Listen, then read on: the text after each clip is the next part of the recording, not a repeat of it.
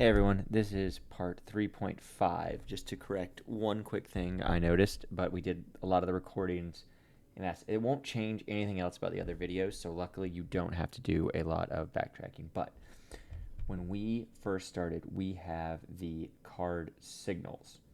Now, you can tell in Godot where, it's tied to a function or whatever, but you won't, if you just follow just part 3, see this signal. That is because I didn't actually come here to attach it to it.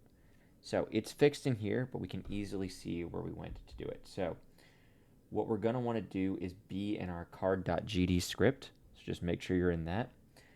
And then we don't have to change these yet. All we have to do is in card, select area 2D, and we can see that it's going for a signal. On our far right-hand column, we have inspector, signals, and groups. So in signals, collision object 2D, we want to do mouse entered, and if I click on that, it's just going to go into card. Now it's already connected here, so I'm just going to hit cancel, because now we can see on area 2D mouse entered, and then on mouse exited we want to do the same thing. Alright, so in this case I have a fully completed project, so I'm going to run it now. See, now as I hover on, it's sending the signal already, so we are able to just jump in and out right here. All right, that'll help a lot going forward. You will see that your game plays a lot better, so just make sure you focus on that. Thanks, everybody.